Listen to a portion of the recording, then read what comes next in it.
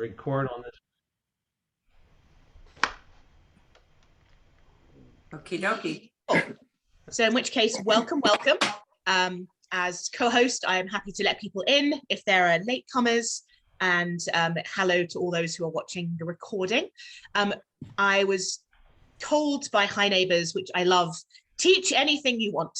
This is such a wonderful, just enthusiastic, scholarly crowd that you will participate in whatever we do. And last month I taught spooky Talmud because it was very near to Hallows Eve. And also it's just, there's something about when we're approaching the winter solstice and darkness is filling the world. It just becomes a kind of place where a lot of us go to, the dark side of nature and the supernatural. And we had a really compelling session as far as I was concerned, with looking at a possible belief in demons from the rabbis in the Talmud. These little invisible demons that are responsible for mischief making, for things that we can't explain. And there was even a test to be able to see them or perceive them.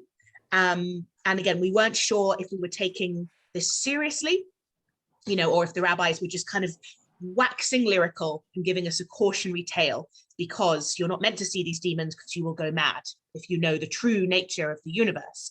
And there was the suggestion at the end of class that really this could have been very early germ theory, that the rabbis could be anticipating microbes, bacteria, forces in the world that can be harmful, that are beyond human detection. So it might actually be that that's what we were talking with and about. And what I wanted to offer today was part 2, really, of that session, because that page is a standalone page. And we also discussed that it's placed in Masechet Brachot. Yes, the Talmud and the Mishnah that talks about when and how to say prayers. And it actually comes up during the Shema. When we talked, this discussion about demons is a little kind of sidebar halfway through talking about when and how to say the Shema. And it was also discussed in class that that could be relevant. The idea that the Shema can act as an amulet, or can act as a sign of faith, that we affirm that ultimately God can protect us and care for us, or that nothing on this earth, would actually ever violate God's will in that way. And that we've also met bacteria that's very positive.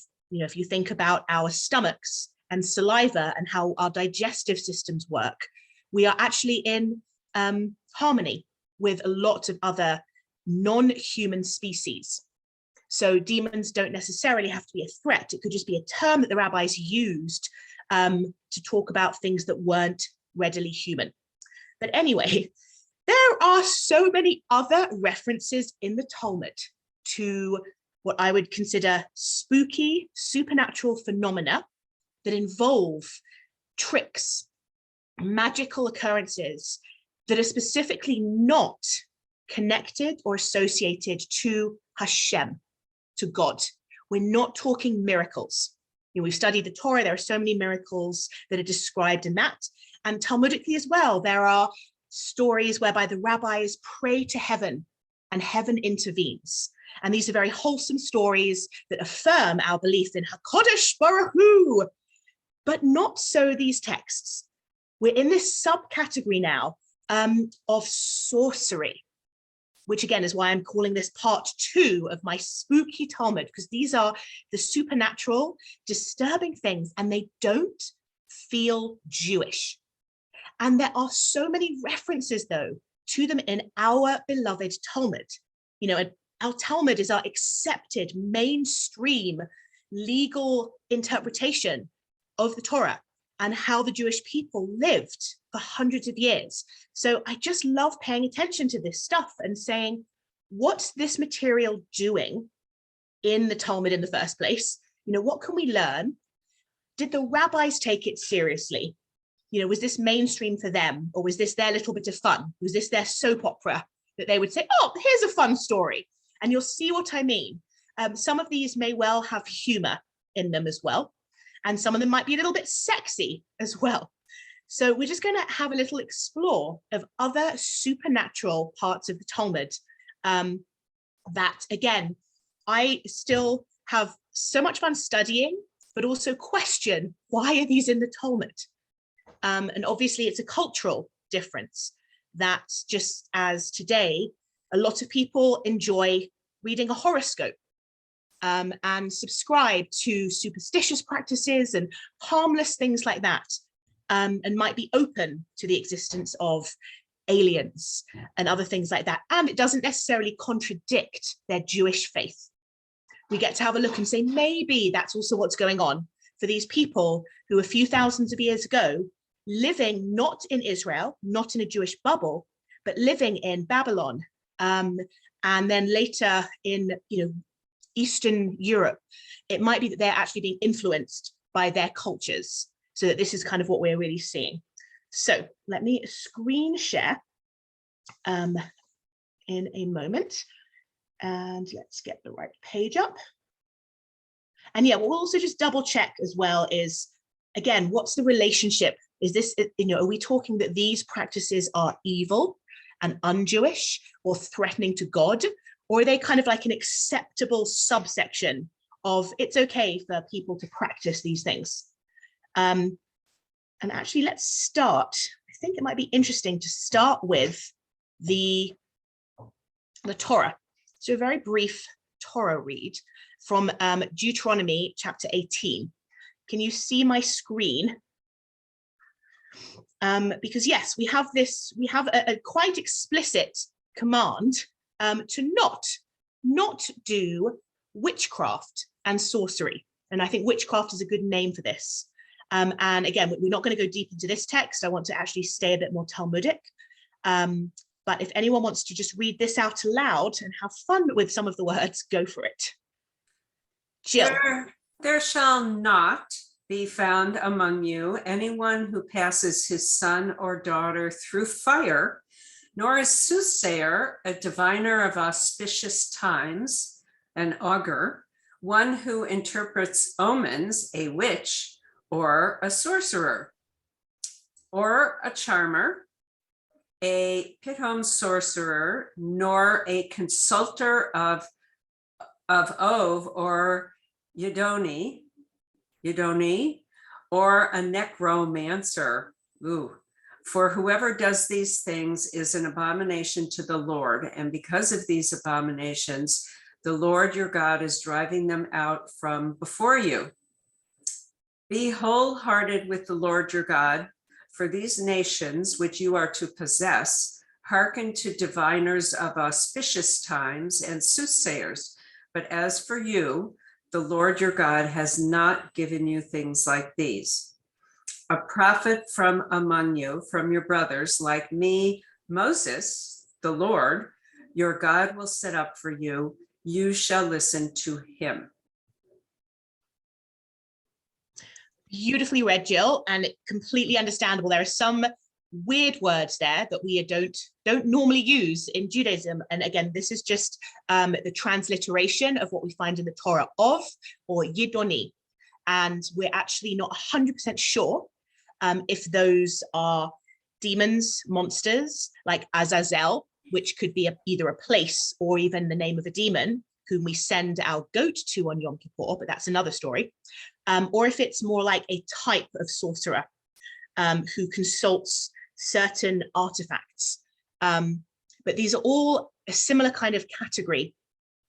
Types of diviners, people who are trying to tell the future using physical items, and really like get into a Harry Potter state of mind, because these types of diviners, what they're using are things like animal entrails, tea leaves, oil, and things like that, potions that, they're looking, that there might be bones that they throw, and then the pattern that the bones make that is scattered on the earth will then tell the individual who can read these omens, oh, you know what, you're going to get some good crops this year, and they're going to divine, cast lots.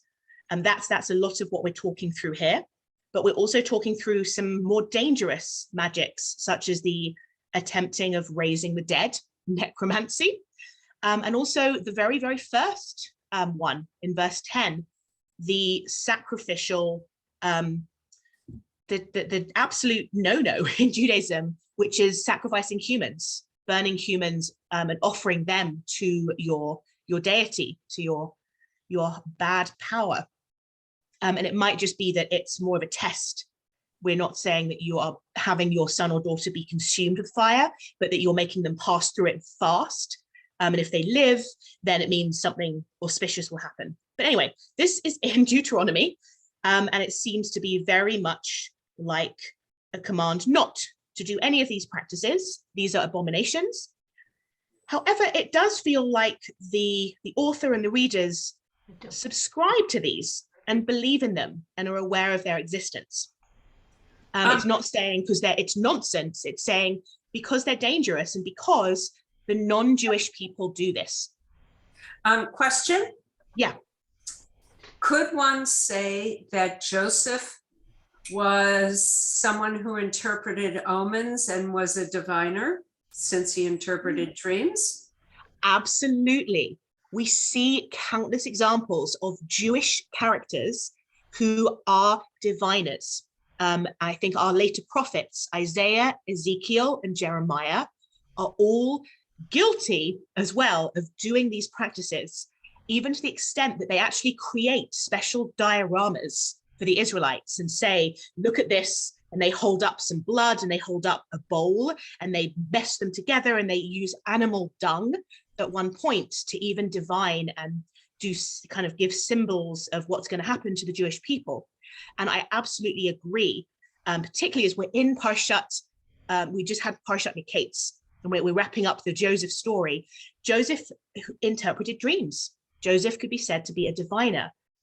And Joseph ascribes his ability to do that to God. He does say, after he's imprisoned, God is who gives me the answers. And that's why that type of magic is kosher.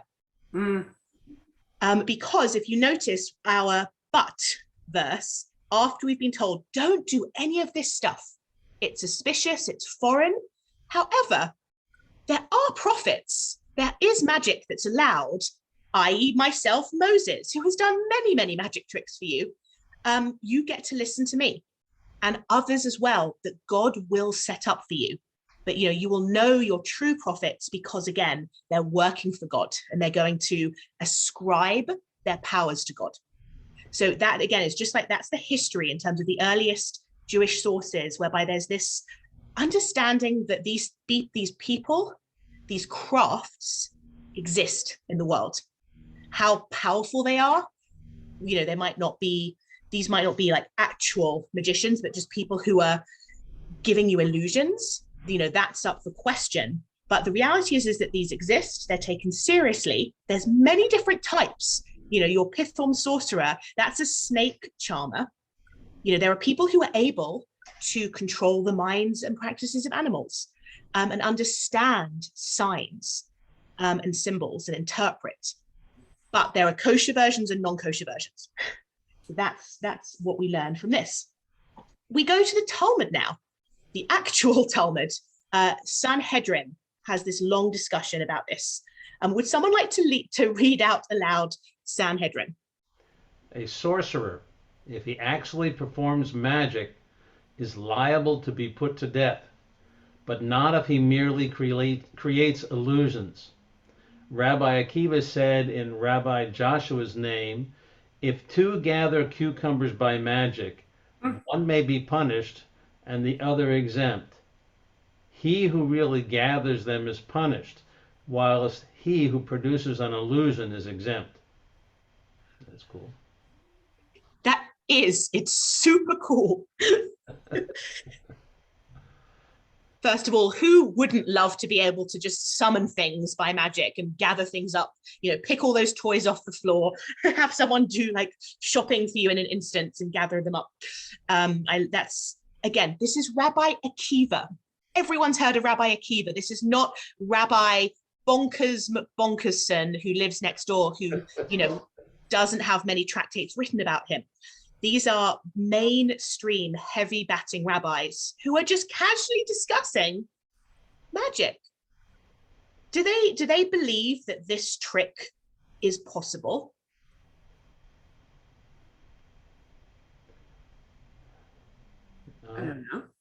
I think it's the illusion of the trick being made. So the one who's seeing the illusion is exempt, and the other one who's doing the trick may be considered for punishment. It's kind of the way I read that.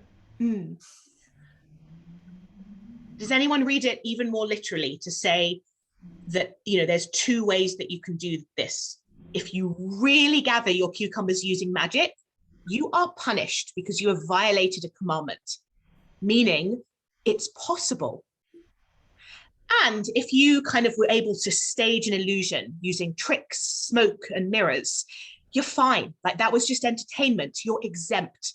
You're not encouraged, but look, legally, we can't hurt you. We can't come for you. I.e., we're fine with illusions, but you're liable to be put to death if you perform magic. Because, I don't know, it does sound like they may be literally saying, we believe in magic. We believe that there are evil sources out there, and we're taking it very seriously because we're telling you that this is a death penalty situation. So again, we'll read a few more sources, but we get to think about that, some of our rabbis are maybe suggesting that magic is possible. So, spooky stuff.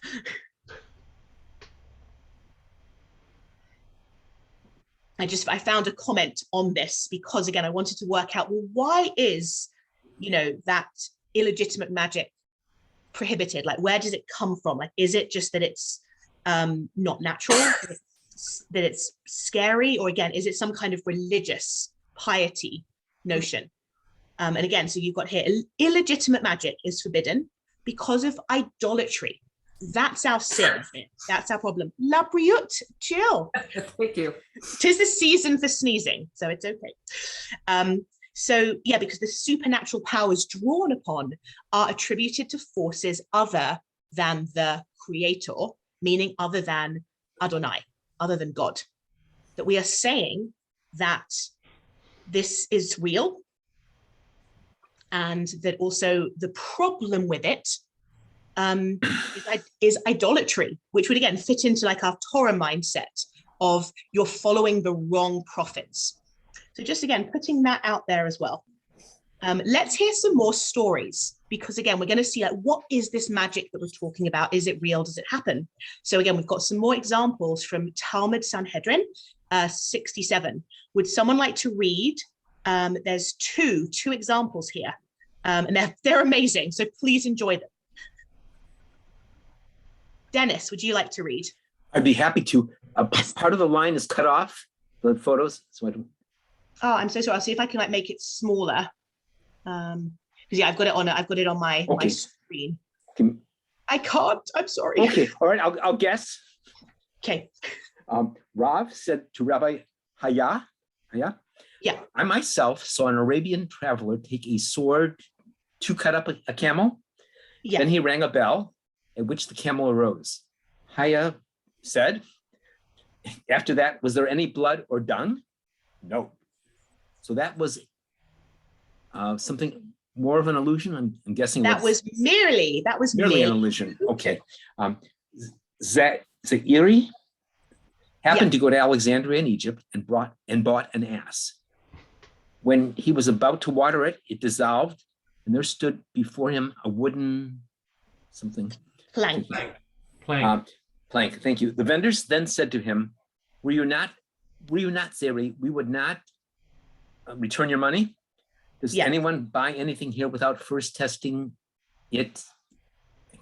Was it hidden? Water? By water. Yeah. By water. Let me see if I can make that screen smaller, because I'm so sorry if you can't properly see it. That's not fun for you, but you did a perfect job. It's fun to guess. You did a great job. Let me end the screen share.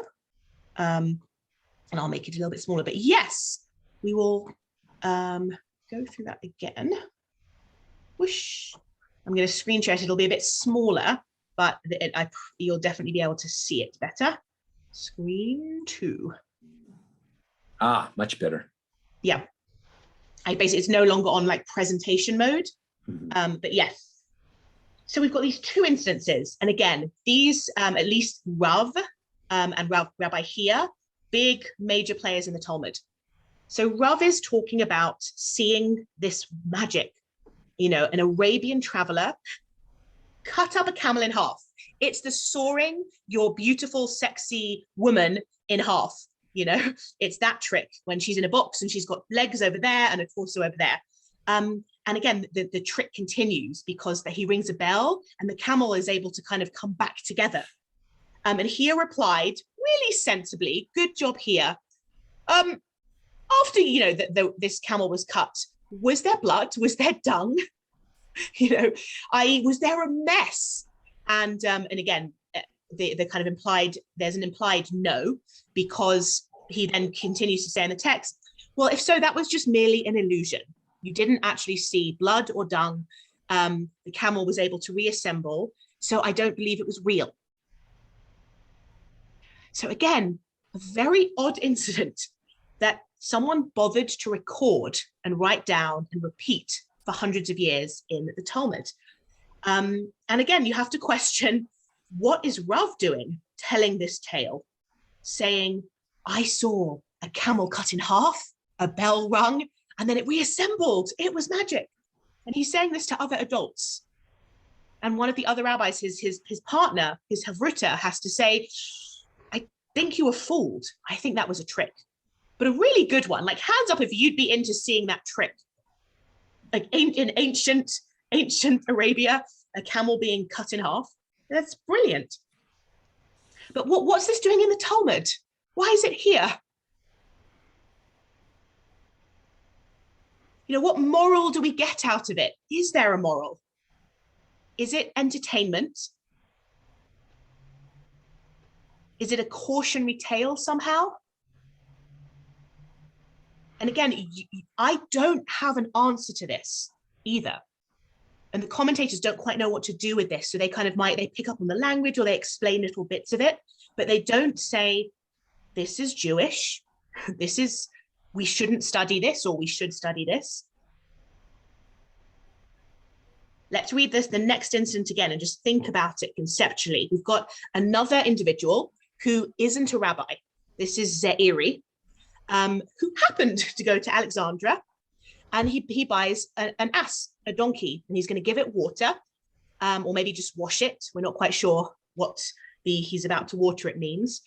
And it dissolves, and it becomes just a log of wood, just a plank of wood. And he tries to get a refund. He's upset. He calls like the customer hotline and says, I have a spoiled merchandise here. You sold me a donkey, and it's not a donkey. It's flawed. It's actually just a piece of wood. And they say, look, were you not Ze'iri? I.e., did you not have a reputation? If we didn't know you, because this is clearly the language of we know who you are, were you not our good old faithful customer Ze'iri? We wouldn't even return you your money. We wouldn't bother giving you a refund because you're an idiot. This is on you. Does anyone buy anything here without testing it with water? What does that suggest? This is not the first time that these are charlatans, but that their illusions are really decent. If an individual is able to walk out thinking he has an animated like donkey and is fooled and then is upset, and that the shop owners kind of mock him, well, the joke's on you. You fell for this. This is an illusion, but a really compelling one. But there's a culture. There's a culture here of things not being what they seem.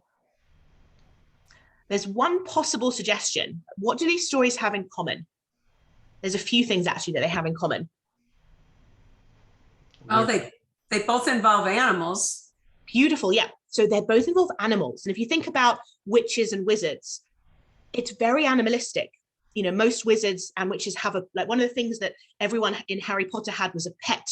Whether it's, my pet toad Neville, Scabbers, my pet rat, Crookshanks, my cat. Harry Potter doesn't really have a proper animal, but he has an owl. He has Hedwig. Wizards and witches have animals. And it was very common because animals aren't human. There's something mystical about them in the first place, because we can kind of control them, we can communicate and train them, but we don't really ever truly understand them. And the idea of maybe animals being possessed by evil spirits is also a very commonplace one, or that we ourselves can merge into animals. It's a fascinating thing that any text that really intends to involve witches, wizards, sorcery and magic, you just have to like throw a rock and then you come across an animal in that story, or even in, say, ingredients for spells. If you think about what spells always ask you to do, you have to gather up some like poisonous mushrooms and some like spices and stuff. And then it's always take your entrails, take newt, eye of newt, skin of toad, the heart of a deer. It's about blood and it's about nature, because again, deep down, we're terrified of nature. We can't quite control it.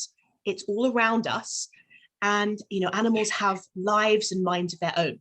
So I don't think it's a coincidence that both of these stories, and there's another one we're going to see as well, contain animals.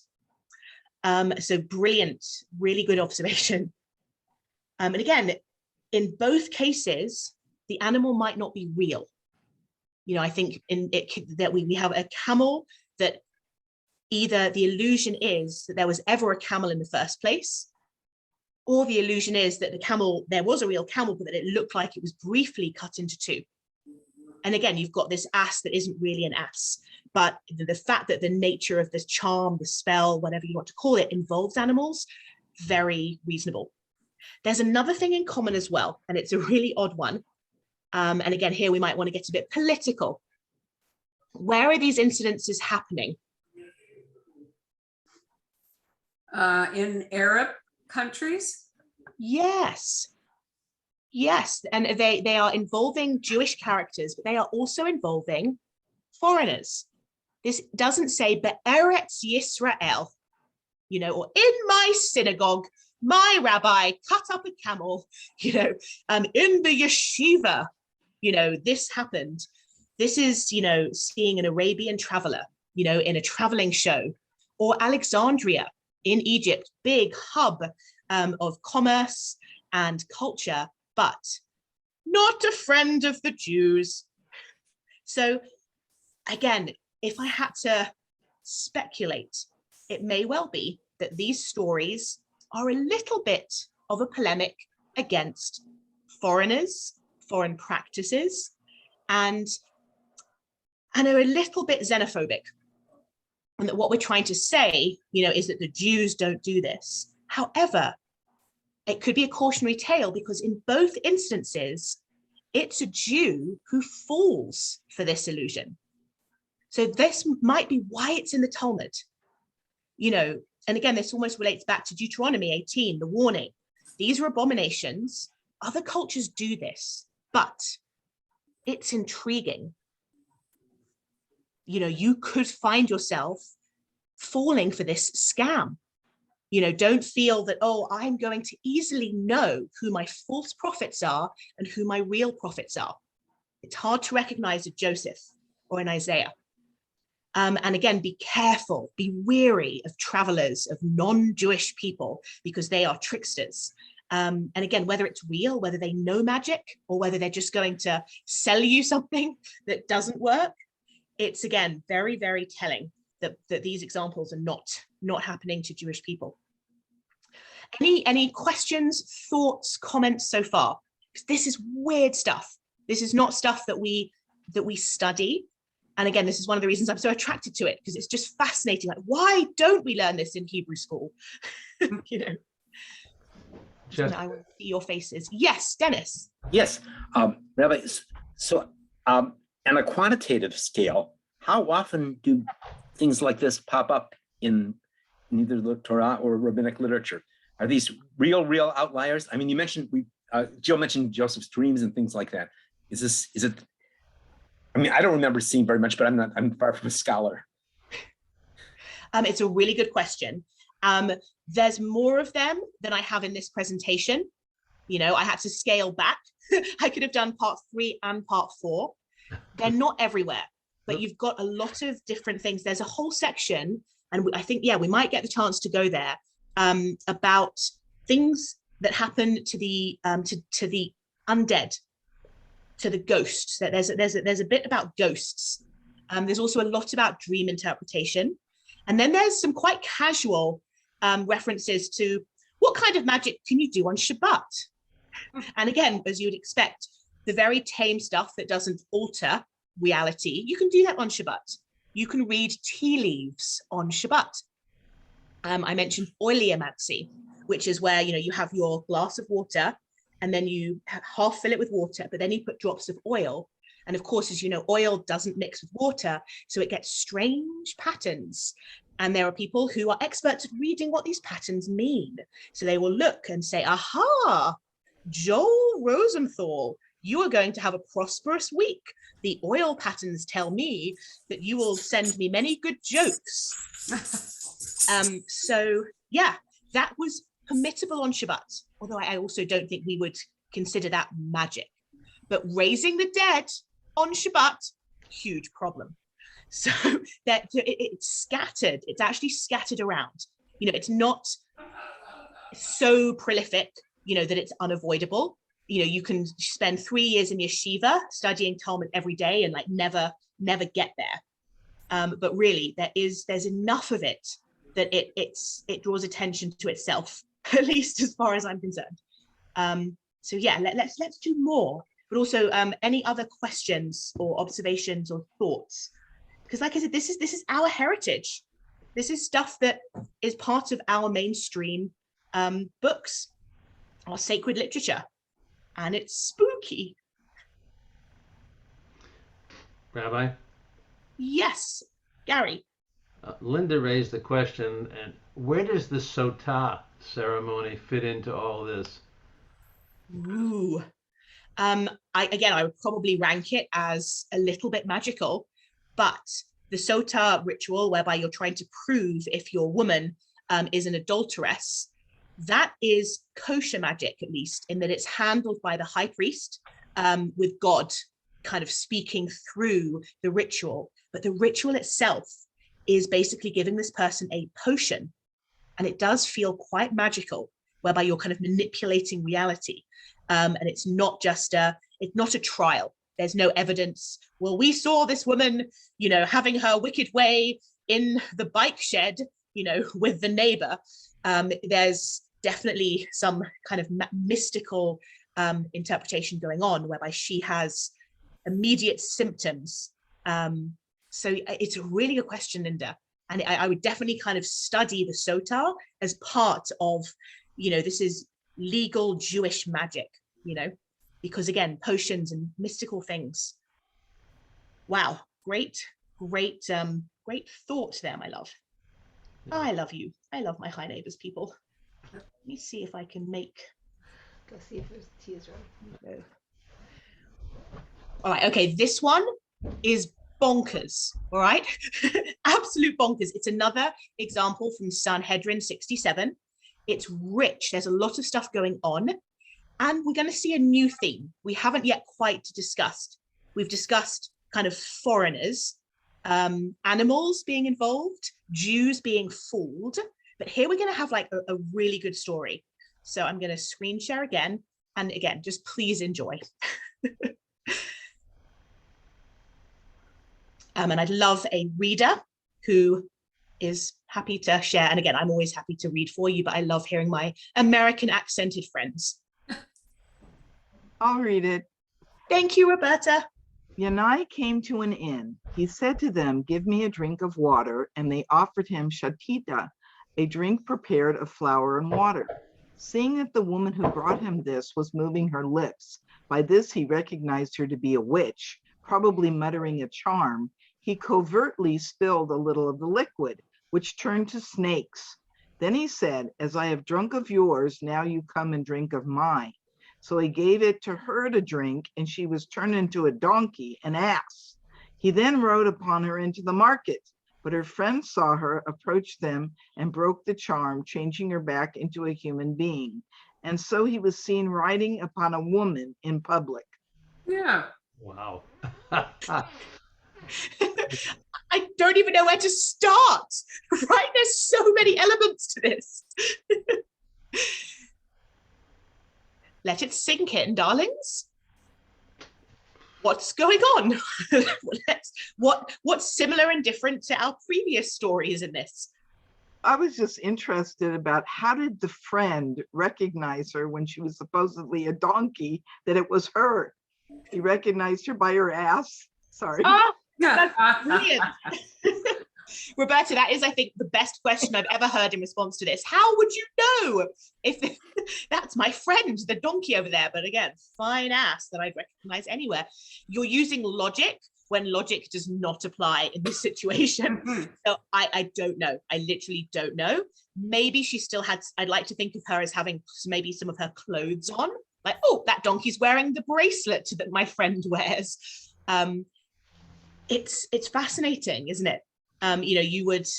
You could, this is it's almost a cartoon. I could imagine drawing this as an animated cartoon. This is not something that I would do as a live action. So that's a great question, first of all. And maybe it's because we're dealing with witches. And that actually it's magic, that you can sense the aura of the person.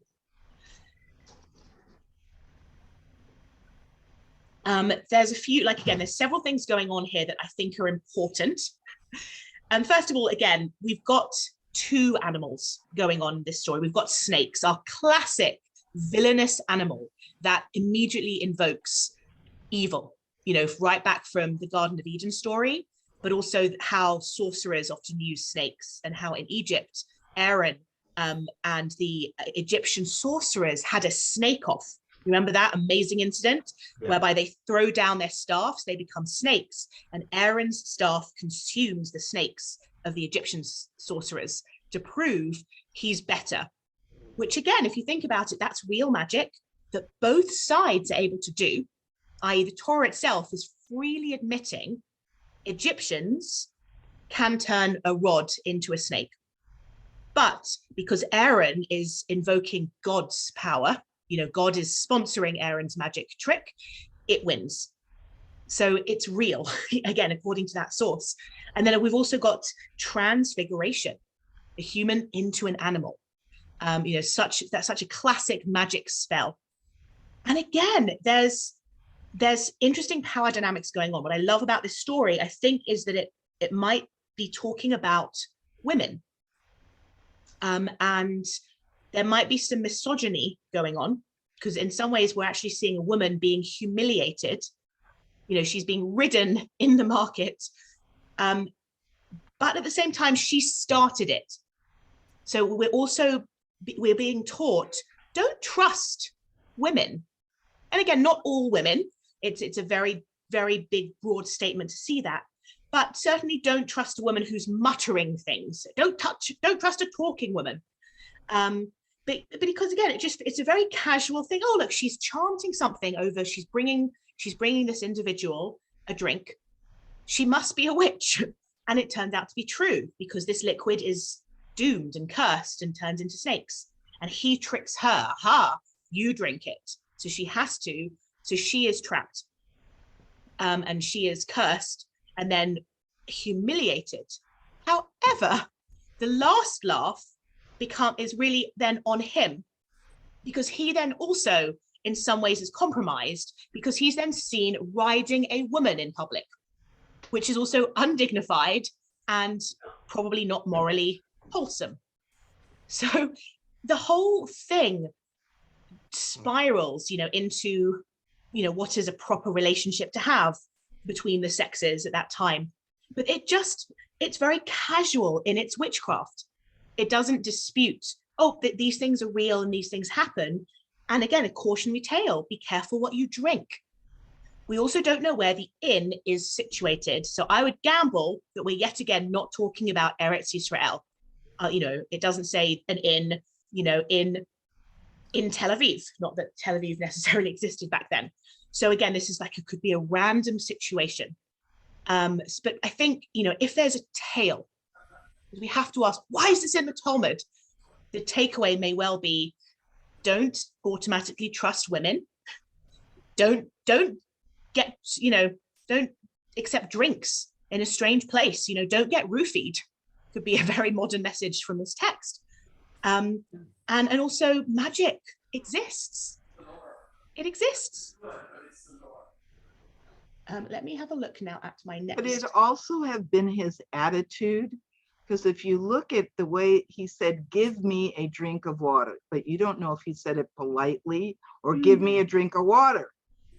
And then you don't know what language the shatita, the way it has a THA, but if you look at shatita, what, that could mean from lishtot, like a drink. So that was interesting too. And did the fact that the drink was flour and water, did that mean anything either? Because it wasn't like you were getting mead or wine or something like that. Where was it that you would get a drink that would be flour and water? How would that be tasty in any way? So these are excellent questions. And again, I don't necessarily know the answer, but you're right. There are very specifics. We're saying this wasn't alcohol, this was a concoction. And it may well be that, there were certain known places that the readers of the Talmud would know. Oh, yes, that's right. It's Iraq. They have this specialty drink and the whole text is actually set there. And again, this could also be a measure for measure, that Yanai seems quite rude. Give me water, give me a drink. And then she's like, foreigners coming in all the time. Let me give him something that he deserves. But he spies her out. So again, there's stuff that we just don't know contextually. But again, it's detailed. It takes up half a page in our Talmud. And it's just fascinating that it's there. What I'd love to do, because again, that was an amazing, I think it was Dennis brought up the question of how prolific are these sources? Is that the only three that exist, or are there other supernatural moments? And there are, like I said, a collection of incidents that happen to people who are meant to be dead. So this one is set in a cemetery. And again, it's very, very spooky. And again, pinch of salt. We don't know exactly what it's doing here. This is certainly a morality tale as well. Like there's several messages that we can derive from it. But the suggestions, the implications, the fact that the rabbis feel very comfortable saying, oh yeah, it's possible to overhear spirits talk in the cemetery, that's quite shocking. So let's have a look and we'll ask ourselves the question, what's this doing in the Talmud and what's going on? And it's several pages, but I'd love to have someone at least to start us off. And I'm sorry that again, if it might be a bit hard to read. And I'm happy to read it if no one else wants to, but like this, I love hearing you. Jill, would you start us off, my love? Sure, my love. It is related that a certain pious man gave a dinar coin to a poor man on the eve of New Year in a year of drought. And his wife scolded him, and he went and passed the night in this cemetery. Okay, that's being exiled far. He heard two spirits conversing with one another.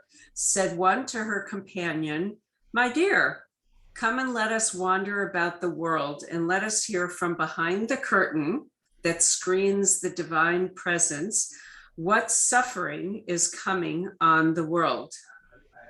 Said her companion to her, "I am not able because I am buried in a matting of reeds rather than a linen shroud, but do go and whatever you hear, tell me."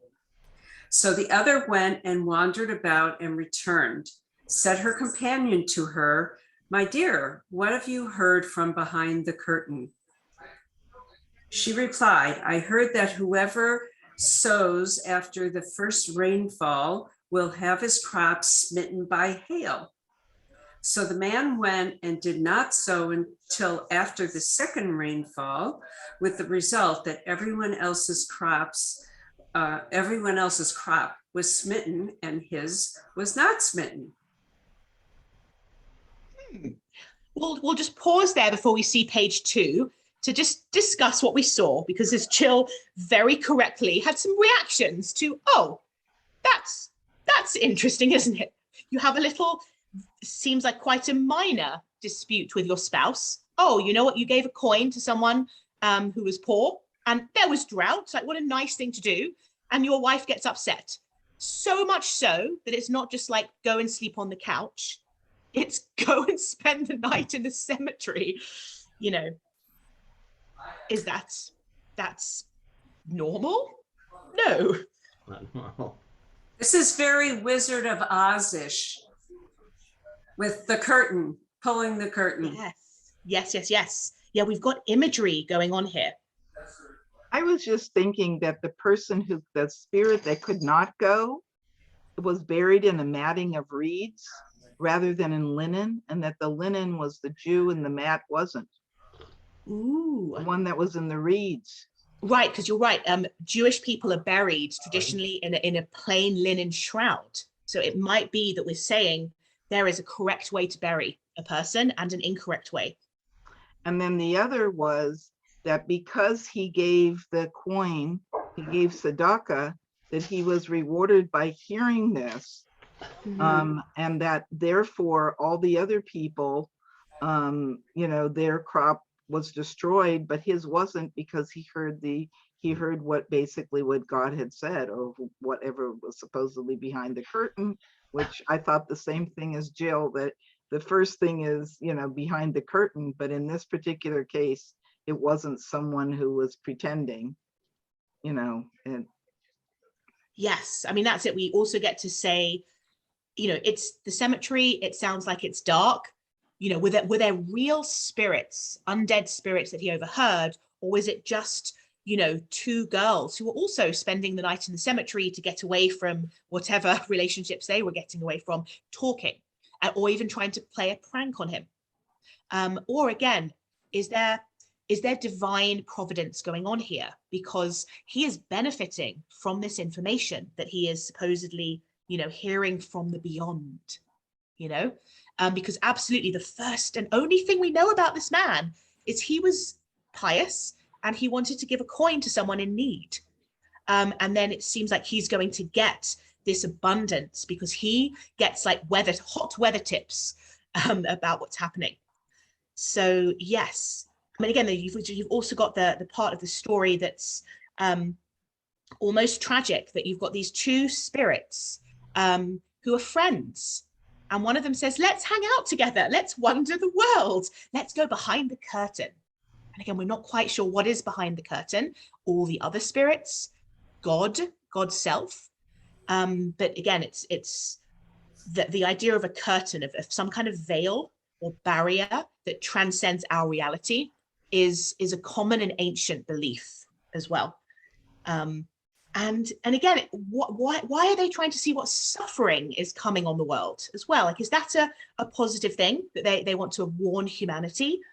Or are they sadists, or at least that they're annoyed, frustrated that they're dead, that they don't have a story anymore. So they kind of want to see what's going on with other people. I want to live vicariously through them, or I'm damned. I'm trapped. I'm a spirit. These people don't seem to be in heaven. I want to see what other misery is going on in the world. why are they both women? Also women, exactly. So we might well have I'm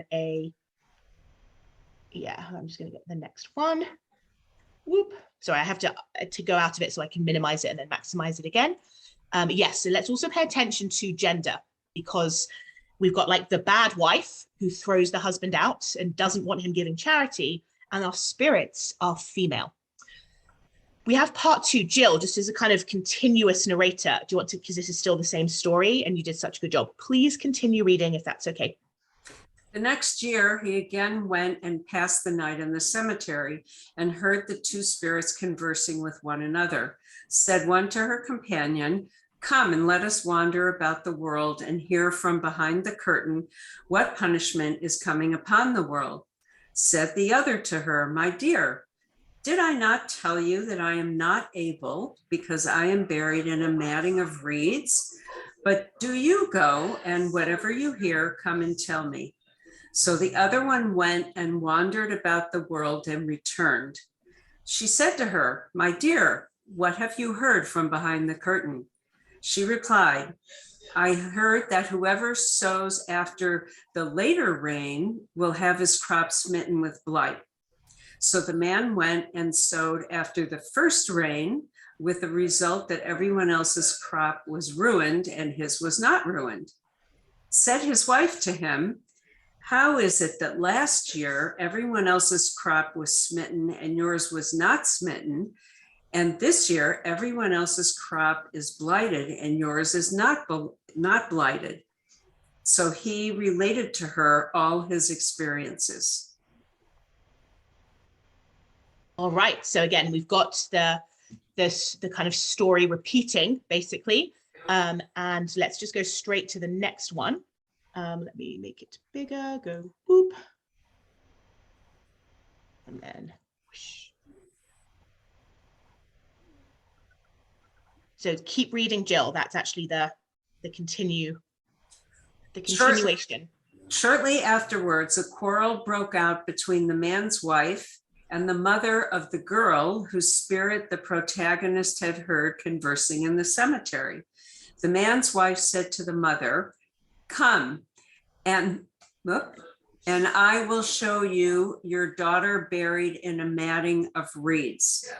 The next year, the man again went and spent the night in the cemetery and heard those conversing together. One said, my dear, come and let us wander about the world and hear from behind the curtain what suffering is coming upon the world. Said the other, my dear, leave me alone. Our conversation has already been heard among the living. Do you want me? No, that was just like some of my little points there. So yes, we've got the story of, this happens in threes. The man for the third time chooses to hang out in the cemetery, no longer banished by his wife. And the story, of course, changes in a bit of a twist, really. And we also have this kind of very maybe sad incident whereby the wife of our protagonist, knows his source, and he's clearly kind of told them everything that he's heard. So he's an honest husband saying, look, I know that they're one of the spirits I've been overhearing is trapped in a matting of reeds, which, as Roberta earlier pointed out, that might be quite an important part of this story. That really what we're told is don't bury a body in a matting of reeds, which, by the way, you wouldn't bury them using a matting of reeds. You would just maybe bury them, but without the shroud, and then the reeds would probably grow on the body. But either way, what we're saying is this person was not treated with dignity in death. This woman was not properly, with honor and kavod buried, improperly buried, and the other one was. And that's something that we're able to hang on to. And it's really troubling because the mother is told, the body of your daughter is suffering, which is really disturbing, with huge apologies, because again, it's quite a haunting image. And you kind of hope that maybe they're going to rebury that body or tend to her and make everything better. And again, that is just a dark, but that might be one of the takeaways from this. But yeah, what about like the other ending? What's the implication here about the fact that the spirits seem to be able to know that they're affecting the world?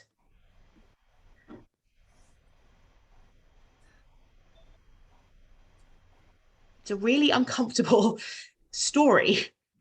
I got the impression that the way that they found out is because the man's wife said he was going to show the mother. So therefore they would have gone to the cemetery and the spirits would have known their presence. Maybe, we don't know what happened as far as the one that was buried, who was the daughter. We don't know that. We don't know what the mother said. We don't know the reaction, but maybe that's how they found out. And then the other thing is about the protagonist being a good guy. Well, was he really truly a good guy because he let the other people suffer? He thought about himself and he did follow what he heard, but he did not tell the others so that they could do the same thing. the people that lived in Absolutely. his village. So, the wife wasn't nice either, saying something to the, when they were having this quarrel, to the mother of the girl to try to hurt her. I don't think she already kicked the guy out twice, 3 times probably, because that's why he was back in the cemetery the 3rd time. I think there's more to it than, just that. But the good guy, when he gave the tzedakah and whatever, that was fine. But then his selfish ways and not sharing his knowledge with other people so that they wouldn't suffer doesn't make him really a good guy. Absolutely. You nailed it. Again, this is why I like making those bullet points sometimes in case I forget to draw attention to that point, because again, this does feel like a morality tale. It's a supernatural tale. And the premise is spirits are real. They can be overheard. They can be trapped, or they can be freed. They can go beyond the veil. They can affect change. They can understand that we overhear them sometimes. Like that's almost secondary to, at least I think that for this tale, we can say, what's it doing in the Talmud? Well, it's telling us really that we shouldn't take advantage of divine tips. Because remember, we're talking about, divination and can you see the future and prophecy. And these women, they know the real truth. They know the future. And unfortunately, exactly as Roberta said, we see this example whereby this man uses his insider trading information to his advantage only. And that's what's really sucky, because you're absolutely right. He lets everyone else's crops be blighted and smitten. So he makes this raging profit. But the first thing we were told about him is that he was pious and gave to charity. So this level of knowledge corrupts. The people, the second they get this kind of power, they feel, oh, I must hoard it, I must use it for myself.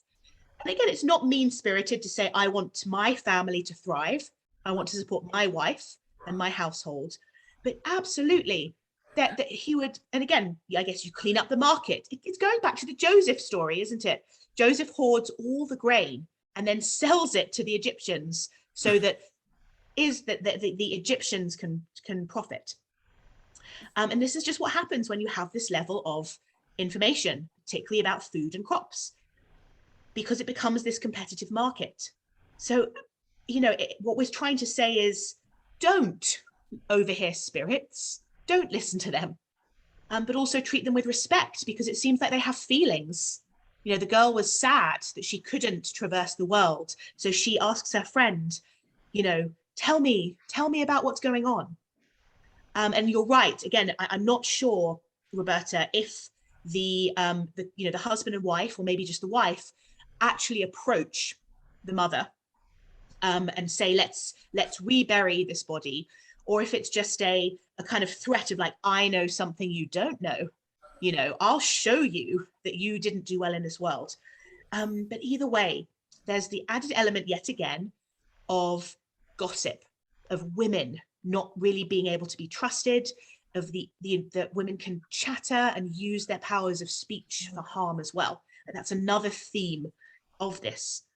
Well, but what if the man, having heard the conversation between the two spirits both times, if he had warned his neighbors, then it would have been a positive morality tale, right? Absolutely. I think it might even be open for debate. It's up to you what you do with your information. This man seemed to have failed. The wife, again, we met her at the very beginning. She doesn't seem to be a very generous, nice person. But Right. that absolutely, the takeaway isn't that this is always a bad thing. But it could have opened up Pandora's box, because then they would have wanted to know, where did he get that information? And how did he know that? And if they should trust him. But the thing that bothered me, I guess, is because my view of the cemetery is not that the spirits are there. I guess I feel like the body is there, but the spirits are somewhere else. So it was almost feeling like for some reason they were trapped there. that they weren't in heaven, that it wasn't, that their spirits were there. And then on the other hand, I kind of had the image like in Fiddler, with the spirits Yes. giving advice about, marrying Laser Wolf and, from a Sarah from the underworld and, giving her opinion and so forth. So it kind of it brought that up too, but it was like, what were the spirits doing there? Why were they there in the cemetery to start out Right. with? We Because need I so don't much more view the information. cemetery with spirits. Maybe Right, that's is that not the only Jewish one? view. Exactly. Like, and again, why are they able to wonder? Is it just those two? Are they privileged? Again, are they like positive, happy spirits that are enjoying their afterlife? Or again, were they banished? Are they in between worlds? The rabbis don't give us more context than this story.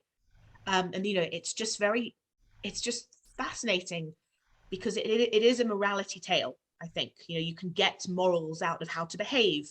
Kavod hamet, respecting the dead, central Jewish value is, you could teach that from this text. And you could also teach the difficulty, the problematic nature of being auspicious, of trying to divine the future. And also there's relationship issues in there as well. Like it's a very problematic relationship that the man and the wife have as well. Like there's no trust. And she seems to be quite nasty. Or the takeaway, is the idea of power and knowledge corrupt. And at the same time, it's not the most harmful thing in the world. He's not actively hurting other people. It's that kind of passive withholding of the solution. It's like when you let someone die as opposed to actively kill them. But again, it's still very problematic. So but it was a negative thing too, because they were not going out to see what was going out in the world. right. Both times, one, they were looking for suffering, and second time they were looking for punishment. So, that was it just negativity, and yet he used it as a positive way to improve his life. But that's not their view at all. They didn't go out to see good things that were happening in the world. They could only see the bad. But is that because they're just, they enjoy a good sob story, or they're hoping to see bad stuff, or maybe that's the only thing they're allowed to see? I'm not sure. It could just be like, oh, I pity the poor humans. Maybe we can help. Although to answer my own question there, at the end, they shut down. Do you remember? They say, you know what? We were overheard. We shouldn't be speaking anymore because they can hear us. So we don't want to do this. So at the end of the day, what the rabbis are suggesting by telling this very spooky tale is that spirits are out there, but it's very rare. The spirits themselves should be careful not to gossip in our presence. But it just makes you kind of go, what is this doing in the Talmud? And if we had time, know that there are 3 other cemetery stories of rabbis contacting dead rabbis who are saying, pray for me and I'll go up to heaven. Or, you know what? I buried some gold under a windmill. Go and get it. And it's yours. Like they use this. And I don't know if it's just a literary technique. And no, you're not meant to take this literally and real. This is entertainment, or this is, there was once a king who issued a test to his subjects. And that story is never meant to be literally true. It's meant to be emotionally true and morally true. But the way it's presented, isn't it? It's definitely got some classic traits of storytelling, the rule of 3. The third time the big change happens. So again, I don't know if the rabbis themselves believed in any of this or some of this. But again, I want to leave you, because it's nearly 3 p.m., with that enduring question of, what's this doing in our Talmud? And isn't it fascinating that the rabbis are so comfortable with having several of their characters be spirits? So, that's some more spooky Talmud for my high neighbors. Rabbi, could I ask one last question? This is Please. actually a follow-up on the first one. All but one of the examples this time were from the Talmud. One was from the Bible. Unfortunately, I missed your first session, so I don't know what the distribution was in that one. How much of this is a time frame thing, when Jews were more in conflict with other cultures, that were more sorcery oriented, at different times in our history? Great question. Again, just in the 1 minute, we've always been in conflict with our neighbors. There have been many golden ages with some communities, but there's always been that suspiciousness and that difference. And because deep down, religious difference stems from a different belief in God, and therefore a different belief in the supernatural, and how the afterlife might work, or what spirits, angels, demons might work, and what is, all the things that we can't see. Which thing that you can't see is your God, what's your deity, that this is just going to be core, and that we're often going to say, the other cultures have got it wrong, we've got it right. And we've been influenced, because this stuff, not in the Torah, right? We've never had afterlife beliefs in the Torah. We don't really believe in spirits coming back. We just believe in Adonai. Adonai is able to give us prophecies, and we can work magic through Adonai. And this whole system of possible illusions and real power is something that doesn't feel very Jewish. But I think the rabbis became very influenced by the fact that the commoners, just the Jewish community, were practicing witchcraft, sometimes just for fun. And again, not in a idolatrous way. I don't think Jewish people were sacrificing other individuals, but it was just something that we all do. If we think about it, we all engage in like tarot card readings. And again, not all of us literally here, but it's something that's mainstream and okay. Whether if we read a horoscope, just playing the lottery, putting money and betting on, I hope I get this number. We kind of have a playful relationship to unknown forces. So I think that it's very much influenced by other not Jewish cultures and mainstream beliefs that they've kind of given us to the Jewish people that we've taken on. And we're trying to write a polemic against them at the same time. So we might make them a little bit more Jewish. Like I said, there are so many more of these sources. And maybe next semester I'll keep going if you're interested in this. And if not, I'll teach you something that's normal. So you don't think that I'm just this. Is Rabbi Yarkin secretly a wizard? Is that what she's telling us? But anyway, thank you so much for allowing me to look at this stuff with you. Jessica. Thank you. Thank you very much. We will miss you while you're on maternity leave, but well deserved. And have an easy labor. Yes. Thank you. I'll send you pictures. I'll let you all know. Mwah. Please. And I'll miss you. Thank you. Bye-bye.